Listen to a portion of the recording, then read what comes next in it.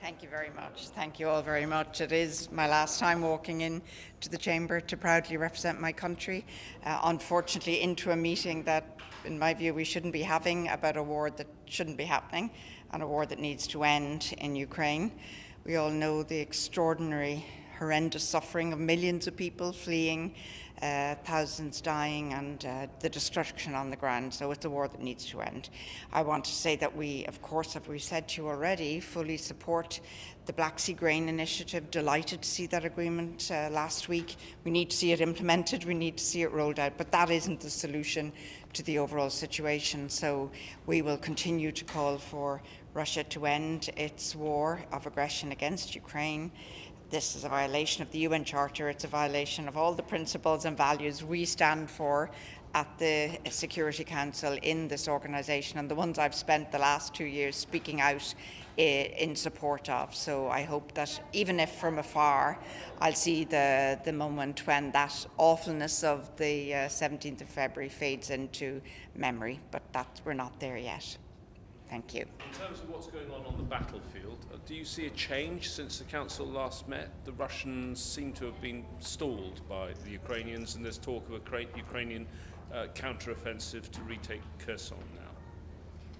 Look, I think we've seen a lot of different movements over the last month since this war began. It's a very tricky judgment to say who has the upper hand on the ground. Fact is, Russia has invaded a small country next door. Their sovereignty has been violated. International law has been violated. The Charter has been tossed out the window. This needs to end now.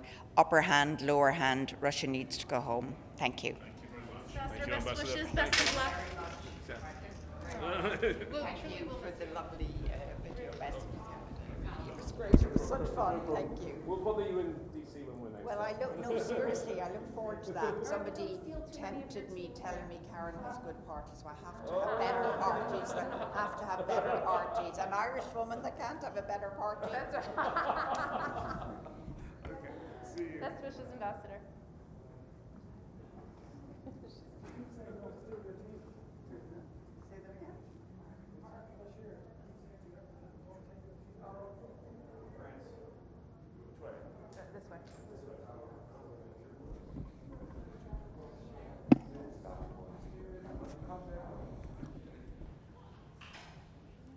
Morning, Ambassador. Morning. What's your view on the situation in Ukraine? I will just describe it now.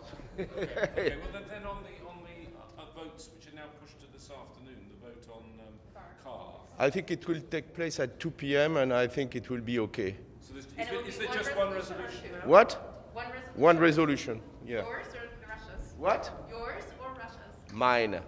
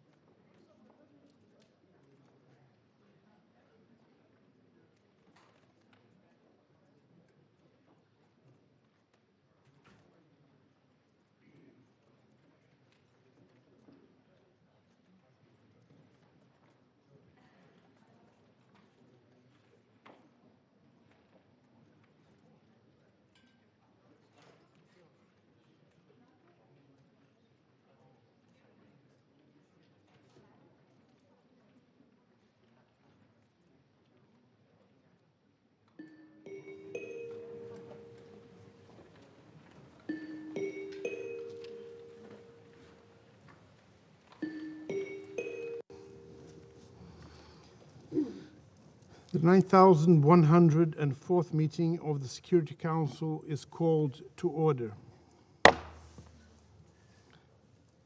Before proceeding, I would like to say a word concerning the end of the tenure of our distinguished and dear colleague, Ambassador Geraldine Byrne-Nason, Permanent Representative of Ireland. I have been informed that this is her last meeting in the UN Security Council. Geraldine, I am certain I speak for all of us around this table when I express my gratitude for our valuable cooperation and relationship in the United Nations. Particularly here at the Security Council, it has been an honor to work side by side with you to promote peace and security and to defend our shared deep belief in the UN Charter. With Ambassador Geraldine's competent leadership, Ireland has successfully promoted the core values of empathy, partnership, and independence here in the Security Council, and time and over again played an important role in building bridges, closing gaps, and reaching consensus. Since we held a meeting on peace building and sustaining peace this very week, I would like to highlight that during Ireland's presidency last September, you worked to bridge the critical gap between peacekeeping and peace building in leading the Council's first ever resolution on UN transitions. Geraldine has also been a champion of women's voices at the UN, not only at the Security Council, where we share commitments to make WPS a top priority, but also in other fora, for instance, as chair of the Commission on the Status of Women for 2 years. The Council, and indeed the entire United Nations, will miss your top-notch skills and negotiating prowess. We look forward to continue working with you, your team, and your successor, hoping our paths cross again shortly. I wish you and your family all the very best in Washington. As one would say in Irish, and please excuse my pronunciation, Gonai Rian Bor Lat. That is, may the road be successful for you. Thank you, Geraldine. The provisional agenda for this meeting is maintenance of peace and security in Ukraine. The agenda is adopted. In accordance with Rule 37 of the Council's Provisional Rules of Procedure, I invite the representatives of Germany, Italy, Latvia, Poland, Romania, Slovakia, and Ukraine to participate in this meeting. It is so decided. In accordance with Rule 39 of the Council's Provisional Rules of Procedure, I invite Ms. Rosemary DiCarlo, Under Secretary General for Political and Peacebuilding Affairs, to participate in this meeting. It is so decided. In accordance with Rule 39 of the Council's Provisional Rules of Procedure, I invite Mr. Thibault Cameli, Chargé d'Affaires of the Delegation of the European Union to the United Nations, to participate in this meeting. It is so decided. The Security Council will now begin its consideration of item 2 of the agenda. I now give the floor to Ms. Rosemary DiCarlo. Mr. President, the war triggered by the Russian invasion of Ukraine is over 5 months old and shows no signs of ending. Instead, the fighting is intensifying.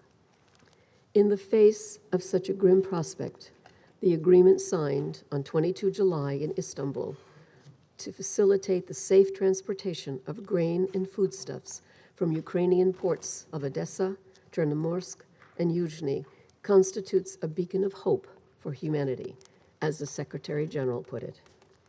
This humanitarian agreement, together with the understanding between the Russian Federation and the UN Secretariat, on promoting access of Russian food products and fertilizers to world markets will help bridge the global food supply gap and reduce high prices. Member states received yesterday a virtual briefing on these efforts from Undersecretary General for Humanitarian Affairs and Emergency Relief Coordinator Martin Griffiths, and Undersecretary General and Executive Secretary of the Economic Commission for Africa, Vera Songwe. The grain agreement is a sign that dialogue between the parties is possible in the search to ease human suffering. The UN is now making every effort to support the parties in operationalizing the initiative, starting with the inauguration of the Joint Coordination Center 2 days ago. As the Secretary General has stated, all parties made clear commitments to ensure the safe movement of grain and related products to global markets. Avoiding incidents such as recent strikes on Odessa and creating enabling conditions will be key for the initiative to succeed. It is therefore imperative that the Russian Federation, Ukraine, and Turkey work in partnership to effectively implement the agreement. Mr. President, since I last briefed this Council on 28 June, the number of civilians killed, wounded, or maimed by fighting continued to grow. Deadly missile, air, and artillery attacks by Russian armed forces have continued unabated, reducing many Ukrainian cities and towns to rubble. The streets of Kharkiv, Dnipro, and Mykolaiv have been repeatedly targeted. The port city of Odessa and the surrounding region have also suffered multiple attacks. The capital of the Kirovohrad region was reportedly struck yesterday, as was the town of Lyutizh, just north of Kyiv. Cities in the Donbass, including Donetsk and Bakhmut, are also reported to be under fire. Renewed heavy fighting is now anticipated in Kherson and Zaporizhia regions. At the same time, reported efforts to alter administrative structures on the ground, including attempts to introduce local governing bodies in Russian-controlled areas, raise serious concerns about the political implications of the war. As the conflict enters a more protracted phase, attention is increasingly turning to its longer-term humanitarian, recovery, reconstruction, and socioeconomic impact. As summer wanes, the need for winterization planning is also becoming pressing. Regrettably, political dialogue has virtually ground to a halt. Mr. President, the war has taken an unacceptable toll on Ukrainian civilians.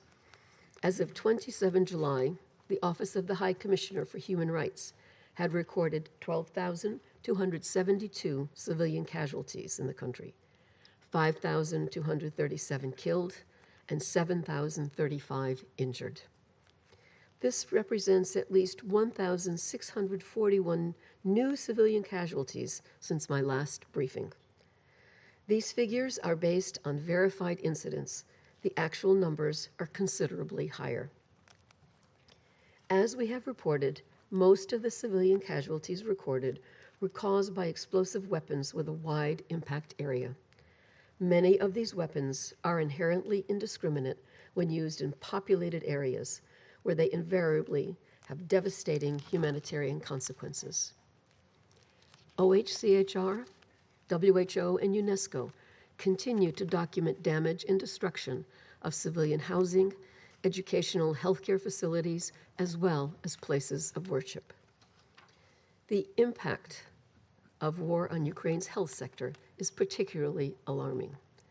As of 25 July, there have been 414 attacks on healthcare in Ukraine, resulting in 85 deaths and 100 injuries. This includes 350 attacks on facilities in areas of conflict, where on average, around 316,000 patients were treated per month. Also, UNESCO has verified conflict-related damage to 168 cultural sites since 24 February, including 73 religious buildings and 13 museums.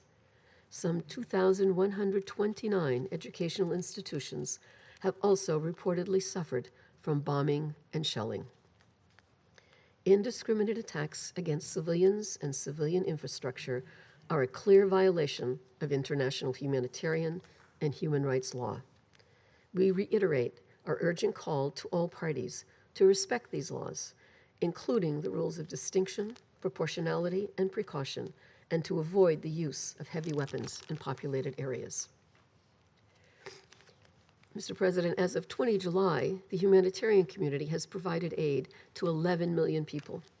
Some 9 million people have received food and livelihood assistance, and more than 4.5 million people have benefited from protection services, including legal assistance, mine clearance, and mine risk reduction.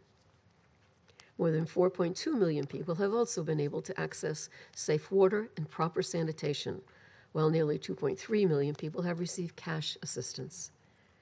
Despite difficulties in reaching people in need in the non-government controlled areas of Donetsk and Luhansk, humanitarian partners have provided aid to up to 125,000 people and to over 30 health, education, and social institutions in the area. Mr. President, as of 19 July, 263 refugees from Ukraine were recorded across Europe. Border crossings from Ukraine since 24 February have totaled over 9.5 million. Crossings to Ukraine numbered 3.8 million. We are concerned that winter will make it harder for the displaced or the returnee community to have access to shelter and health care. To address these risks, the humanitarian community is focusing on supporting the national and local systems to respond with housing solutions, social protection, and economic inclusion. Mr. President, we cannot ignore the specific way the war is affecting women and girls. While access to food has significantly declined across Ukraine, women-headed households in Ukraine are twice as likely to experience food insecurity as those headed by men. Women's access to health services, including sexual and reproductive health, is rapidly deteriorating, as is access to newborn and child health. With access to education also largely hindered, women are taking on the primary responsibility of homeschooling children. Further, women in Ukraine face significantly increased safety and protection risks. Incidents of gender-based violence, including allegations of sexual violence in conflict, have increased, but services for survivors are not provided in full. It's also likely that many victims and survivors are currently unable to report their cases. Especially for these reasons, women must meaningfully participate in discussions and initiatives to shape the future of the country, including peace negotiations, recovery efforts, peace building, and accountability efforts. Mr. President, the impact of the war globally is glaringly clear. The consequences will only become more pronounced the longer the conflict lasts, particularly with the onset of winter. Despite the encouraging developments on grain and fertilizers, we remain deeply concerned about the lack of prospects for a shift towards a meaningful resumption of diplomatic efforts to end the war. Escalatory rhetoric from any side, including about expanding the conflict geographically or denying Ukraine's statehood, is not consistent with the constructive spirit demonstrated in Istanbul.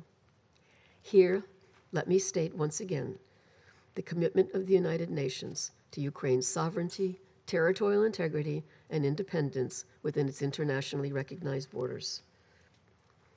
Mr. President, we are all aware of the horrors of this war. In both government and non-government controlled areas, ordinary people bear the brunt of attacks and counterattacks. 2 weeks ago, the city of Vincia became the scene of another atrocious attack. Missiles fired from the Black Sea killed over 20 people, including 3 children. Among those brutally cut down in the attack was a 4-year-old girl, Lisa, who had been strolling through a park with her mother. We know the heartbreaking story of her killing, but there are many other children, fathers, and mothers dying in similar circumstances every day in Ukraine. This incident and the long list of attacks devastating Ukraine will stand as the ultimate indictment of the utter senselessness and brutality of this war. Thank you, Mr. President. I thank Ms. DiCarlo for her briefing. I now give the floor to the members of the Security Council. I give the floor to the representative of Albania. Thank you, Mr. President, and let me just start by thanking you, Ronaldo, for the thoughtful remarks on behalf of the Council. For Geraldine, I echo your words and I reiterate my personal pleasure and honor to have had the chance to work with such a seasoned diplomat and wish you all the best. Let me thank USG DiCarlo for this update on Ukraine. The Russian aggression has entered its 6th month. It constitutes a blatant breach of the international law and the UN Charter, as it is aiming to wipe Ukraine from the map, is destroying cities, railroad, bridges, government offices, hospitals, schools, cultural monuments, industry, farms, and ports. Everything is under attack. Because this war is attacking the quintessence of Ukraine's economy. It is assaulting the backbone of the country.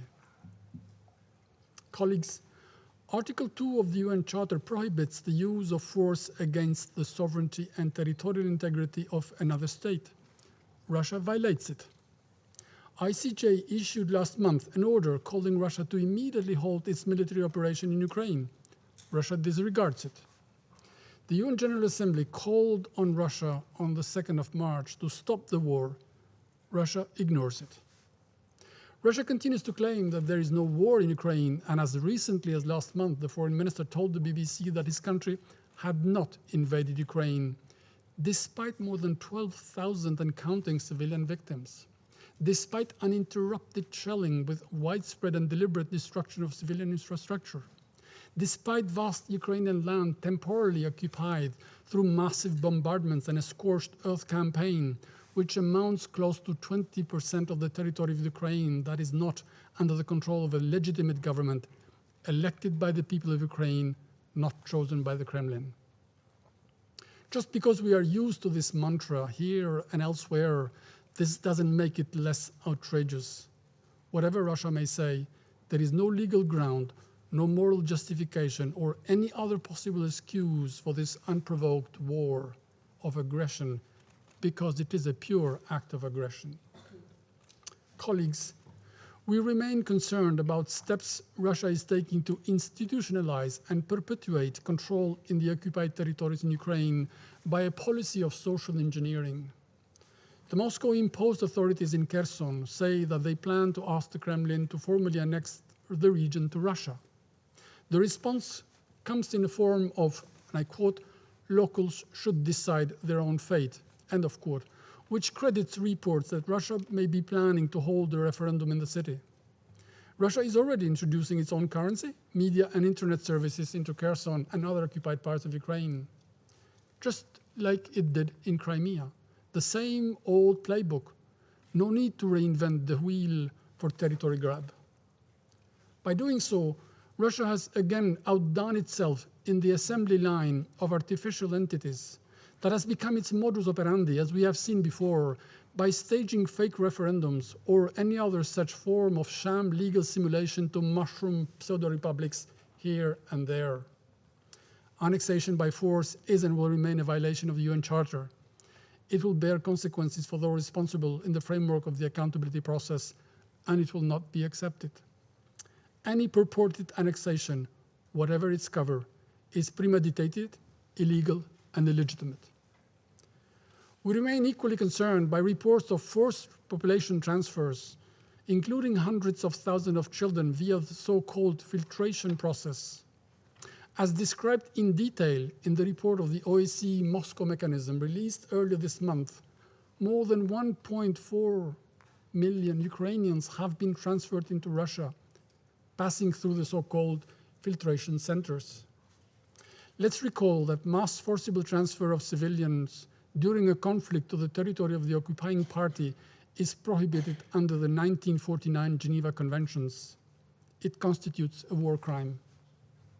We reiterate our call on Russia to stop the war, to withdraw its forces from Ukraine's internationally recognized borders and territorial waters. Dear colleagues, we don't need reminding the war in Ukraine is also having a devastating global impact.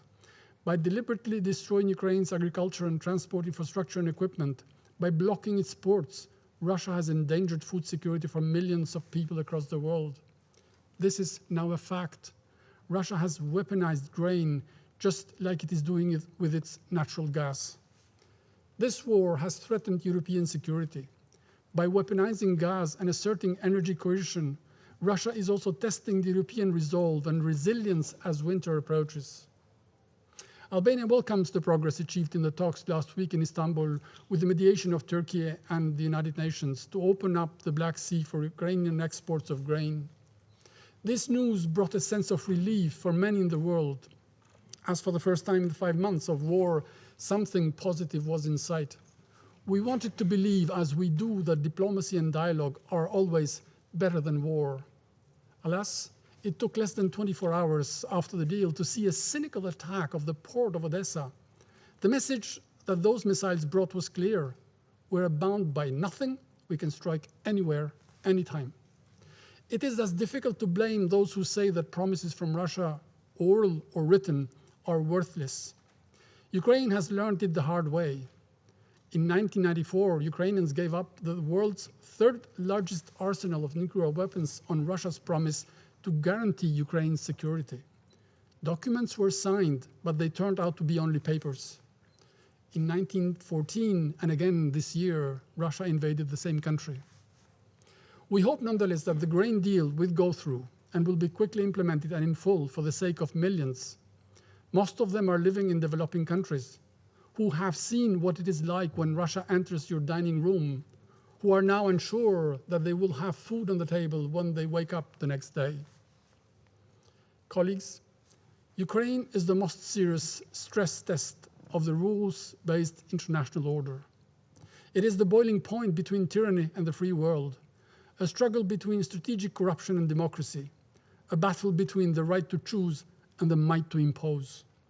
Its outcome will be paramount not only for Ukraine, but for all of us. I thank you. I thank the representative of Albania for their statement, and I now give the floor to the representative of the United States.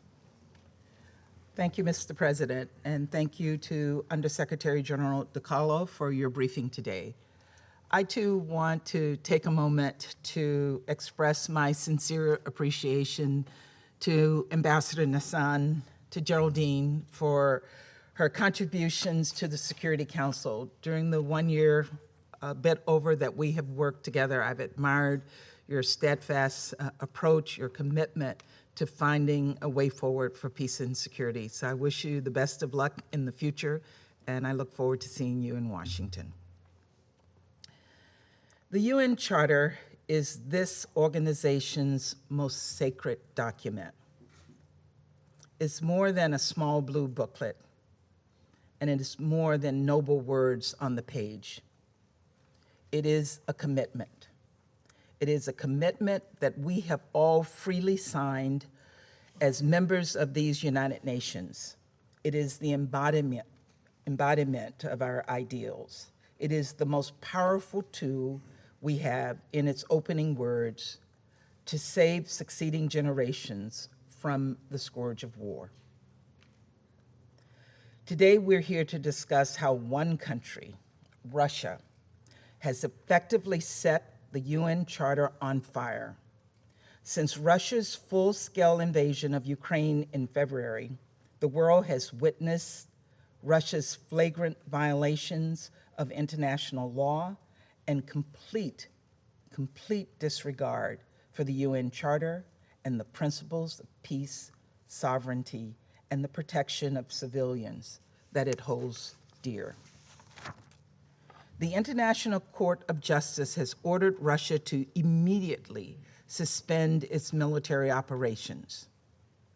The UN General Assembly has adopted resolutions with overwhelming support from the international community that have condemned Russia's aggression, demanded an end to the invasion, and the withdrawal of Russian troops and suspended Russia from the Human Rights Council. Instead of following these demands and feeling ashamed by these clear condemnations, Russia has in fact publicly expanded its war aims. There should no longer be any doubt, as we warned early this year, that Russia intends to dismantle Ukraine as a geopolitical entity and dissolve it from the world map entirely. We're seeing growing signs that Russia is laying the groundwork to yet again attempt to annex more of Ukraine's territories. That includes the installation of illegitimate proxy officials in Russian-held areas with the goal of holding sham referenda or a decree to join Russia. Minister of Foreign Affairs Lavrov has even stated that this is Russia's war aim. Specifically, Russia is currently reviewing plans to attempt to annex the region of Kherson and Zaporizhia and all of the Donetsk and Luhansk oblasts. This is galling. The acquisition of territory by force is about as clear a violation of the UN Charter as you can get. And we cannot, we will not stand by and let it happen in silence. So yes, we welcome the progress made in Istanbul last week on the export of grain and food and commend the Secretary General and the government of Turkey for their efforts to facilitate this much needed progress. But we also saw Russia's true character a few hours later when it launched a missile attack on the port of Odessa. Bombing a port does not make it easier for grain to get out. Russia should allow grain and food to leave Odessa unharmed to feed a hungry world. These cruel acts should come as no surprise, as we have said many times. We assess that members of Russia's forces have committed horrific war crimes in Ukraine. Those who perpetrated and ordered those crimes must be held to account for their actions. For those countries which say that one country's security should not come at the expense of another's, what exactly do you call Russia's armed invasion? An armed invasion of its neighbor, disdaining attempts at a peaceful resolution by silencing its guns, withdrawing its forces, and embracing diplomacy? For countries which call for all parties to embrace diplomacy without naming Russia, let us be clear. Russia's ongoing actions are the sole obstacle to a resolution to this crisis. The evidence of the scale of atrocities continue to mount. We've seen credible reports of the bombing of schools and hospitals. You heard Undersecretary General DeCarlo's comments today. The killing of aid workers and journalists, the targeting of civilians attempting to flee, the brutal execution-style murder of those going about their daily business in Bucha. And we've seen the violent abuse, the forced deportations of Ukrainian civilians through so-called filtration operations. To date, there is evidence Russia's forces have interrogated, detained, forcibly deported, and estimated hundreds of thousands of Ukrainian citizens, including children, tearing them from their homes and sending them to remote regions in the east. As of May, in one location within a Russian-controlled area of Ukraine, there were over 20,000 people in line for filtration. The process of filtration is slow, with some Ukrainians waiting up to 3 weeks to be processed. Given the long wait, reports indicate that filtration center employees and people waiting filtration were selling places in line. The United States has information that officials from Russia's presidential administration are overseeing and coordinating filtration operations.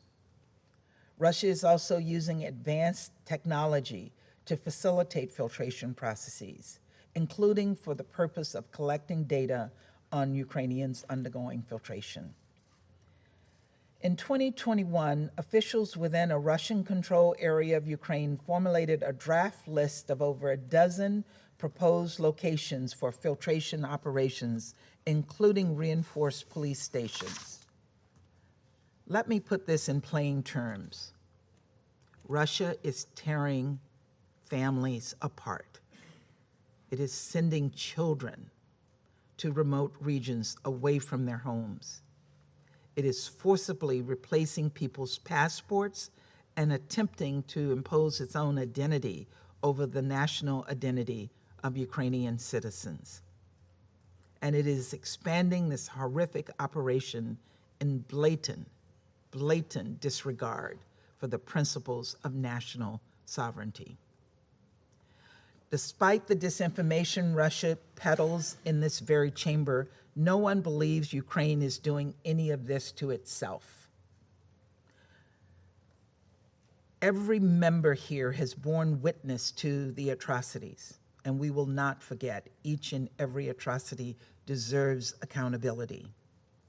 The awful consequences of this conflict, the millions of Ukrainians who've been forced to flee their homes into neighboring countries or other parts of Ukraine, the disruption to food and other essential supplies, the war crimes and atrocities against civilians, and the resulting trauma will only end when Russia ends this war. Until that fateful day, the rest of us have a duty. We have a duty to stand up, to say enough is enough, and to defend the charter that we have all pledged to support. Thank you, Mr. President. I thank the representative of the United States for their statement, and I now give the floor to the representative of the United Arab Emirates. Mr. President, at the outset, I would like to thank Ms. Rosemary DiCarlo for her informative briefing. I also welcome the participation of Ukraine in this meeting. More than 5 months into the war, UN figures reveal a staggering humanitarian crisis. Nearly 16 million people need assistance, and over 12 million have been forcibly displaced, including approximately 2/3 of Ukraine's children. As the battlefield expands, a growing number of people whose movement is limited due to age, illness, or disability are caught in the midst of the heaviest fighting. The war's devastating toll continues to be felt outside Ukraine as it exacerbates food shortages and commodity prices increases, threatening the lives and livelihoods of people around the world. Against this difficult backdrop, we would like to express 3 key points. First, the protection of civilians remains paramount. Recent fighting in urban areas risks homes, schools, and hospitals with damage and destruction. The last several weeks witnessed numerous examples of the destruction of civilian infrastructure, often with heavy reported civilian casualties. There are increasingly worrying reports that this trend will escalate. Parties must heed their obligations under international law, including international humanitarian law, and refrain from targeting civilians and civilian objects, and avoid placing military objectives in or near civilian areas. Second, the war's impact on global food security only adds to the urgency of confidence-building measures that could pave the path towards broader agreements. In this context, while we welcome the deal agreed in Istanbul on exports of grain, foodstuffs, and fertilizers, and praise the invaluable role of the UN Secretary General and the Republic of Turkey, we are disappointed that the Security Council could not unify behind an endorsement of the deal. Unfortunately, positive developments in this conflict have been exceedingly rare. Therefore, it is all the more critical that when progress does happen, this body finds a way to respond with a single voice. For its part, the UAE believes that the agreement is a step in the right direction, but the measure of its success will be its full implementation and its utilization for further constructive international engagement, including by the UN. Third, this crisis has put this institution and its charter under strain. While the prospects of meaningful Security Council action on Ukraine appear limited, it remains crucial that we defend the principles of the charter and seize every opportunity to bring about a peaceful resolution. It is also critical that we recognize that upholding the UN Charter means ensuring that the Council continues its work to fulfill its primary responsibility for the maintenance of international peace and security in Ukraine and on every file on its agenda. Mr. President, as we have said before, only an end to the war will put a stop to the devastation it has wrought. This means a negotiated resolution that produces a sustainable peace. And as we have frequently said, achieving that requires women's full, equal, and meaningful participation in all peace efforts. It is essential that women's leadership and involvement not only take place at the end of the conflict, but also in the design and implementation of conflict resolution processes. As the fighting unfortunately continues, the parties and the international community must work to limit the suffering inflicted in Ukraine and the ramifications beyond. Still, we know that important progress can be made through dedicated and pragmatic diplomacy. It is vital that we encourage, nurture, and facilitate dialogue and de-escalation when and wherever possible. Thank you, Mr. President. I thank the representative of the United Arab Emirates for their statement. And I now give the floor to the representative of France. Monsieur le Président, d'abord, je tiens à remercier l'ambassadrice d'Irlande pour sa contribution aux travaux du Conseil depuis le début de l'année dernière et lui souhaiter tout ce qu'on peut lui souhaiter pour sa prochaine mission, très amicalement et très chaleureusement. Nous entrons dans le 6e mois du conflit. La Russie poursuit sa guerre injustifiable et dévastatrice. Elle concentre ses efforts sur l'est de l'Ukraine et elle soumet des villes comme Poltava, Kremenchuk, Bakhmut à des pilonnages d'artillerie indiscriminés. Les attaques contre les écoles et les hôpitaux se poursuivent. Attacks Le against schools and conflit a déjà hospitals tué continue. près de 350 enfants. The conflict Et on a has blessé already 560 killed autres. almost 350 children La Russie and est injured responsable de ces 560 ravages. more. Russia Elle a is prémédité son responsible agression for contre un État devastation. souverain It en violation premeditated flagrante aggression de la Charte des against the Nations Unies. sovereign state in Comme l'a flagrant exigé violation of the Charter la of the Cour United internationale de Nations, justice dans as son demanded by ordonnance the du 16 International mars Court of dernier. Justice in its order La of March Russie est 16th. juridiquement tenue de suspendre immédiatement ses opérations. Russia is legally bound En to agressant immediately l'Ukraine, suspend its operations. La Russie n'ébranle pas seulement la sécurité de By l'Europe, attacking Ukraine, elle remet Russia en cause not les only principes weakens Europe's fondamentaux security, du droit it international. is attacking the very principles La of France international dénonce law.